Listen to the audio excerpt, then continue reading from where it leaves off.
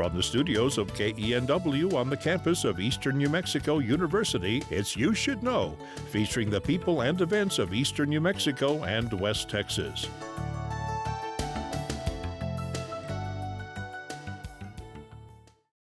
Welcome to You Should Know. I'm your host, Evelyn Ledbetter, and today I have the pleasure of having two people that are part of the New Mexico Ag in the Classroom.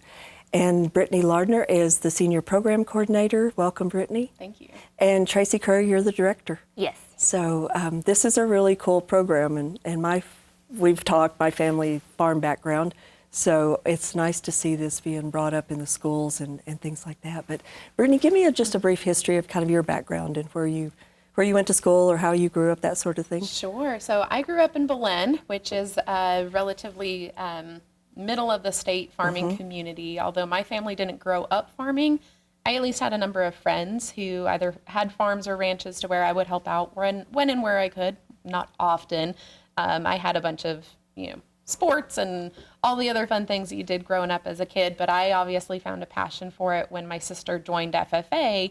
She kind of showed me some excitement about it, so I joined my senior year of high school, and then I ventured down to New Mexico State to pursue a degree in ag education, and that's where it really spurred off, and I joined on with New Mexico Agriculture in the Classroom in 2020, which is whenever I started the position, but I actually joined, as far as a volunteer standpoint, in 2015. So I've been connected to it for about the last 10 years. Okay, wow.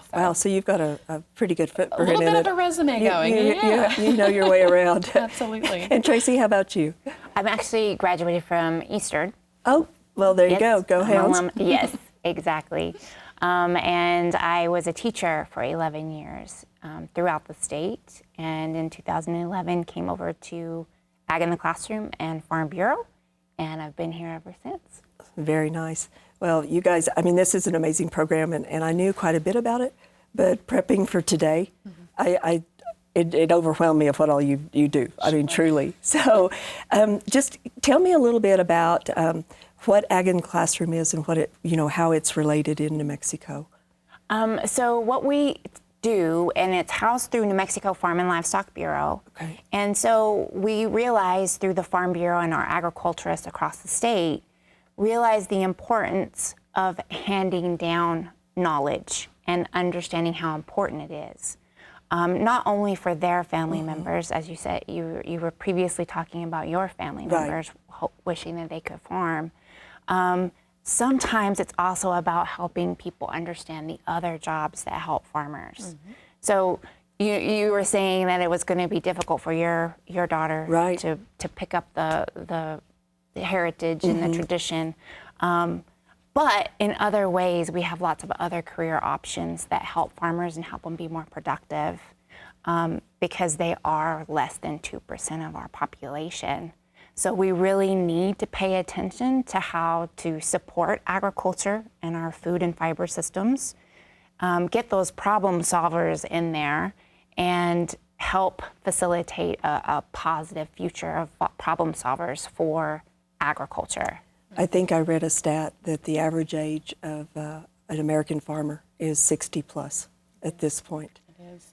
And I know during COVID times, people got a lot more interested in putting in backyard gardens and all of a sudden kind of going, where do we get our groceries when you started seeing shelves a little empty and things like that.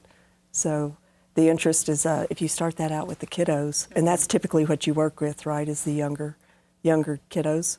It is. We do classroom presentations and teacher trainings from kindergarten all the way up to those seniors in high school.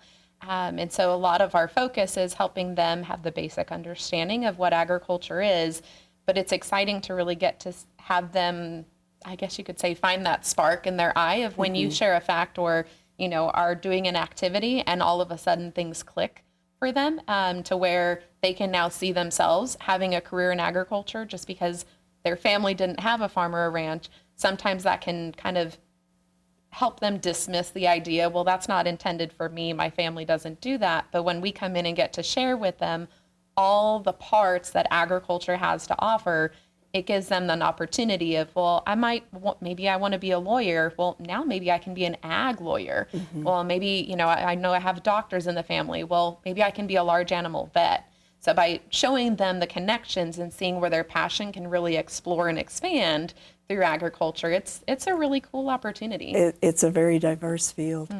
The funding and things for your program, is that something that through the New Mexico Farm and Livestock Bureau, or is it through donations, or how is this program even funded? Yes. Yes. All of the above. Anyone and everything. Yes. So we have like-minded organizations that want to support agriculture, know the importance of it. Those organizations are great sponsors.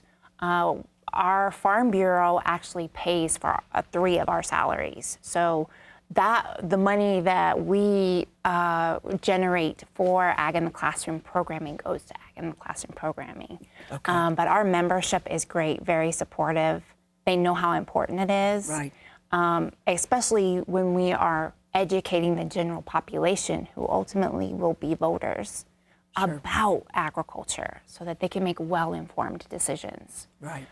So yes, we have some great organizations. We have great individuals, and definitely our Farm and Livestock Bureau members.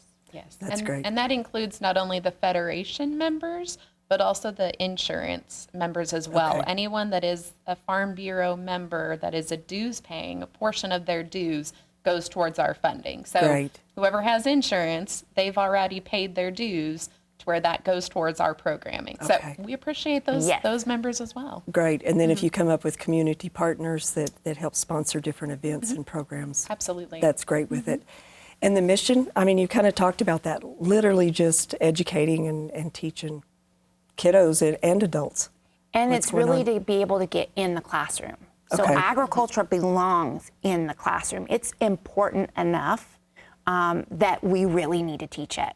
So through our work, we have wonderful access to free resources and lessons, is to teach teachers that it can be embedded into the classroom. It doesn't have to be an extra, because we know teachers are busy. They're already not able to get everything they need to get done in a year. So we help them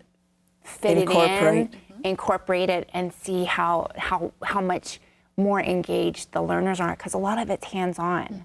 It's great science, but it's also literacy, it's math.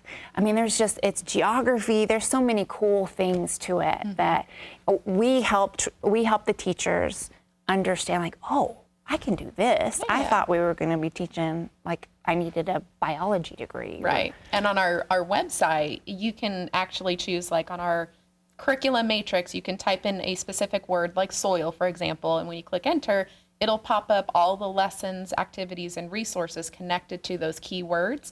And then on the far side, you can choose different Common Core standards. You can narrow it down to the specific grade level, to where it showcases these lessons are intended for your grade level, your grade, content areas, and it even showcases down to the Common Core standards. And so the teachers are teaching what they need to kind of showcase to their administrators. I'm covering what I need to teach, and now it's just from an agricultural lens. So it's helping them kind of bind and see the appropriateness of it being in the classroom, where the administrators, they can't say, well, you need to focus on reading and math and science. We're already doing that. So the kids are getting the fun. Yes.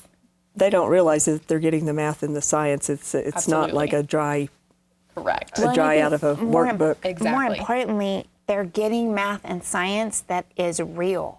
Yes, you're not having to make up scenarios necessarily. It's real. It's something they may use. Exactly. Yes. Absolutely. So, and you've talked about the academic subjects. That's the very thing. Social studies, you also hit on that, right, into the history and different things of farming. Right. All different subjects. But, and the grade levels? Where do you start at, and then where do you go through on that? Yeah, so our presentations, and I know that as far as, presentations, we go all the way down from pre-K even. We have some lessons for pre-K levels all the way up to seniors in high school. And so really it's on a case by case of those teachers that reach out to us and request a presentation.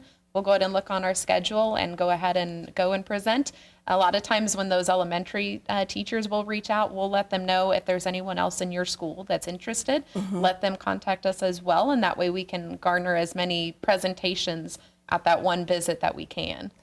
The website, while I'm thinking about this, can you tell me the website where people would go, what your web page is to go and look? Yes, so it's www.nmaitc.org.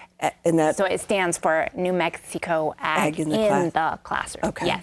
And I'm sure the contact information and everything is on those sites and can start Absolutely. digging in. Absolutely. So if there's educators watching, this is a great, get in touch with you. It is like, it's like discovering fire, right? You're like, where has this been all my life? Well, and teachers are so busy, like you said, so them to have the help of lesson plans in the curriculum, that's a huge thing. It is a big win-win because we're able to come on in and share with them all of our resources. Meanwhile, they get to watch us present and even be included in a part of it, to where when, they continue on, they'll have lessons and resources ready to go. That will be great follow-up. Well, I think the last time I talked with you, Traci, you were in Clovis, right? And you were doing a teacher workshop there. So educating and showing step by step? Yes. Yes, recently Shay Devers, she is housed out of Los Lunas. So she took over a composting and vermicomposting a project that we had, portion of a grant through USDA and NRCS, which is Natural Resources Conservation Service. And she did a great job of helping teachers get compost bins and vermicomposting bins to use in their schools. And they use it as a springboard to investigate their food waste. Okay, I'm going to stop. I'm not familiar with vermicompost. I have not heard of that. Do I want to know? Yes. You want to know You definitely how cool do. it is. It's composting with worms. Okay. So the worms will actively work to help eat and help everything digest, to where it turns it into what's called castings, worm poop, to where they will go ahead and utilize that to put out onto the plants, and the nutrients for that will go ahead and help not only the soil, but also the nutrients in for the plants as well. I had always been told if you had earthworms in your garden area, that you have healthy soil. That's wonderful. So it's a good sign when you see worms. When you see no worms, you got to start working that soil. And doing something with that. Yes. Absolutely. Well, and you guys down the road, I mean, the part of the state, do you cover the whole state of New Mexico? Yes, the whole entire state. There are 3 of us, and it's quite a bit of work. It is. Uh-huh. It is a lot. We kind of try and cut it up regionally, but at the same time, it really just depends on our schedules. Traci might be busy with the presentation, and I'll cover something else. I think I had told you just off camera, we were just up in Farmington on Friday, and Albuquerque prior, and the beginning of that week we were down in Las Cruces. So we are trekking the state and making sure the road systems are well, and open. Very familiar with the point system on the hotels and where to stay and where not to stay. Yes. We know the restaurants and the gas restrooms. stations. Yeah. So you're actually bringing commerce to the state as well. Absolutely are. We really are. So is there a typical day for you? I'm going to guess there probably isn't. I think that's hard because that's usually, like, if I'm interviewing for people for Ag in the Classroom, that's what they want. I'm like, well, you're not going to get it. Right. Because even teachers in classrooms, you can have a schedule, but you always need to be flexible in that schedule. So a lot of it's classroom presentations, but we do teacher workshops. We set up field trips for educators, which is a blast. It is. And then we put on Ag Explorer events, which are kind of field trips that bring the experts in the field in so that the kids can come in and visit with experts in the field at learning stations. Well, some of the pictures that you provided, it showed the school kids. And so can you give me an example or some examples of what they actually go and see? Oh, okay. So, gosh, this is what Traci loves about Ag Explorer events. It's a great spot. Yes, because it inspires not only the kids but the teachers. I've had teachers leave there and like, man, I really want to be a soil scientist now. I didn't realize it was so important. So the kids will come in. They usually are it could be at a fairgrounds. It could be at a school. It could be, we do one at the Farm and Ranch Heritage Museum in Las Cruces. We also do one at the Southern New Mexico State Fair. So it's fun to bring kids into a location like a field trip because they get excited. Oh yeah, And if you're then out of the classroom, well, Yes. ag, but outside of the classroom. Yes, but it's in the classroom, we're still outside in the of it, classroom because they're but, there. but right? outside. Yes, Exactly. Yes. And so we get experts to come in and do a learning station and then cycle the kids through that learning station. So they might learn things like, Britney does this great one with making butter, the science of it. So by the end of it, they have butter and pretzels, and you're like, I just made butter. That's amazing. It's life-changing Right. for them to see that it starts with one product and then they end up with 2 products. Right. The kids, it's hard for them to wrap their minds around it, but they get so excited about Yes. And then we can take another step and go into ice cream. 100%. And you don't Yes. realize. Yes, So absolutely. Yes. I still have my grandmother's butter churn. And my mom used it. We always had a milk cow growing up. And we had fresh butter. That's beautiful. We raised our own livestock. I think it was, we were like organic, but it was just being poor. I think it was It's just just like fresh feeding the milk, family. being thrifty. Yeah, we ate very, very Yes. healthy, but Yes. that was just the way things were done. Yes. So And so kids don't, like we do condiment cups and just whipping cream and condiment cups. So we have it all figured out. We do. sure. We've done it 1,500 at a time. It is down to a science. Yes. It literally is. Oh, I can just see you filling all those cups. Yes. You line them out on the table, and it is one after the next, and you get into a good rhythm of pouring them, and then Because you can't fill them too hot. You have to give them have room to shake. Yes, and the science to work, and you can explain the science of it, which is really cool.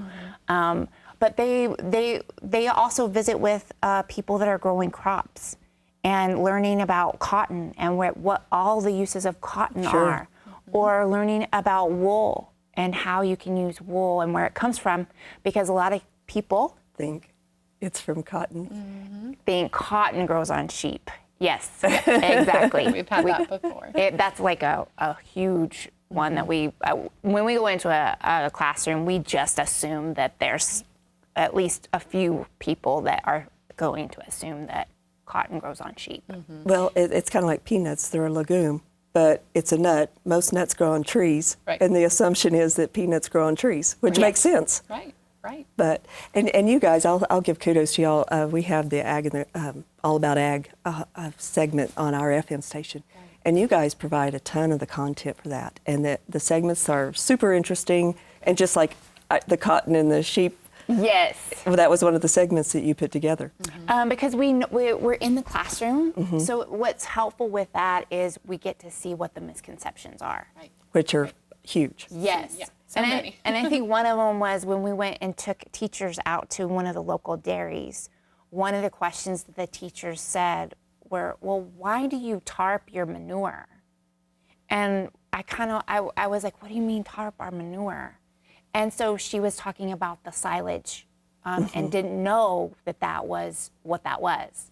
So when Ethan came on board, I said, okay, Ethan, we need a segment on what that tarped pile is. Of chopped forage. Yes. And then it goes through the install process at certain points. And the science of that is amazing. Oh, absolutely amazing. Because it's chemistry and It is. microbiology, and it has all these options. It's nutrition, even animal nutrition, but it's very easy to see how knowing that is good for us too. I remember the first time when my daughter was at the campus at New Mexico State, and they had the cows that literally had the windows where you could see. The cannulate cows? Yes, and you could see the digestive process through the stomachs. I mean, that was amazing. We do have those at some of the Ag Explorers as well. I mean, if you're a kid, who couldn't get excited about seeing inside of a cow? Main event. We've had them come out to, they have a specific station at the McKean Ranch Days in Glenwood. And they do an Ag Explorer event and have stations, and the kids go through the stations. But at that one, the kids actually get put on a glove. They reach in and grab some of the ruminant out, and then walk over, and they start looking at the ruminant under a microscope. And then they start seeing things move around, and they're like, oh my gosh. All the microbes and everything in there working. Can you imagine the difference between learning that in a textbook versus learning it out of the cow and onto the screen? And it doesn't cause issues for the cow, and it's safe and everything like that. Yeah. They're actually very good to have in a herd, because you know what's going on with their nutrition. With their nutrition. A lot of people don't realize, like dairies, they have a nutritionist. Awesome. I mean, the cattle have nutritionists. They're probably eating much healthier for them than what we do as humans. Well, especially in knowing the different stages in life, right? This is what you need at this stage in life, and they fine tune it for that. What do you, either of you, a memorable thing? Did you see a spark or a light in a kid's eyes on something they saw? Do you remember? Absolutely. I honestly, I feel like it's almost every day. classroom visit you can go to. There were several kids that I was doing a presentation for, and it was in connection with the butter. And so you're talking about how a farmer, they don't get days off, you know. And for a kid, they see their parents going to work and dropping them off at school and picking them up, and they go home and go to sleep, and there's a routine. And we have weekends off. Well, let's go take a trip. Well, let's go, to Cliff's Amusement Park, or, we have our weekend available. Well, for a farmer, they have to work 365 days a year. A lot of the time. For, dairy farmers, they have to milk 2 to 3 times a day, every day. And in some of our books, it says even on Christmas and holidays and birthdays. So it's eye-opening for them to learn that the job of a farmer and a rancher takes place every single day, and not just when the bell rings, the start to the finish. Yeah. So I think that brings up a highlighted, memorable moment of appreciation for what farmers and ranchers do. I think we're so lucky in the U.S., other than basically the Civil War. We've never had wars on our soil. Right. And we have tremendous farmland, and we have X amount of it. But truly, the majority of our people have never known hunger like a lot of the rest of the world. Right. Yes. Very fortunate for that. And I have to say that my reward that it just makes you have warm fuzzies. But I actually was doing a classroom presentation in Las Cruces. I went in, the teacher, there was a student teacher in there, and she looked at me and she goes, "You're the reason I'm here. I saw you come in, and I knew I wanted to teach, and I wanted to teach kids, and I wanted to incorporate agriculture. You taught me, it goes by fast." She was like, "You came into our classroom, and I knew that's what I wanted to do." And so it just happened to be where that student teacher was there, and so that you're making, even in one classroom visit, you're making a mark. Right. Exactly. So truly, that's your absolute favorite part, is the workshops and out in the field with the children, and that teacher part of you. How about you, Britney? What is your absolute favorite part? Personally, I love the idea of when we can go into a classroom and bring a farmer or rancher with us, because I can talk all day. I can show facts. I can show figures, PowerPoint. Here's a cool video. But until the farmer and rancher actually comes into the classroom with us and shares their everyday passion, the struggles, the excitement, hey, I was doing this with my crops, and they're starting to grow, and getting to see the students' eyes light up and get excited about it. I love providing that opportunity for having those two worlds meet. It's exciting for me. We do a lot of that at farmers markets where we sell some goods, and there's so many questions from people. It winds up being literally school. Absolutely. And it's the same questions over and over from different people, and you want to, it's like, well, but people really have they want to know. And it's genuine too, and it's not just from the stereotypical questions. It's an honest, I'm curious, here's the question I have, and we're excited to share it every single time. You can go into a classroom, I kid you not, Evelyn, throughout New Mexico, and those third graders, all the way to those, seniors in high school, they can all have the same question, and we're happy to answer it every single time. Sure. Because they're just wanting to learn. Yeah. And you get a lot of questions about the GMOs and all kinds of the research. I know for us, we've partnered with ag grow-outs and test plots with NMDA and USDA, and those partnerships, you're learning. Absolutely. They learn from us too. So Absolutely. So that's really great. We're running really short on time, but any future plans or something different this year? We are going to do a chili ag mag for our ag literacy project this year. Britney is instrumental in growing this project. So we work with and train with 4-H and FFA. Okay. It's mostly FFA at this point, but we're trying to build different volunteers and volunteers how to go in and do a classroom visit. Great. This has been wonderful, and I know you've got lots of information here. That website, one more time? www.nmaitc. New Mexico Ag in the Classroom. Yes. Okay. All right, that's great. Ladies, thanks so much for being here. This is fun. I appreciate you making the drive, and we'll have you back one of these days. Absolutely. That sounds great. Yes. More talk on ag. Yay. And all of you joining us today, thank you, and we will see you next time. Cheers.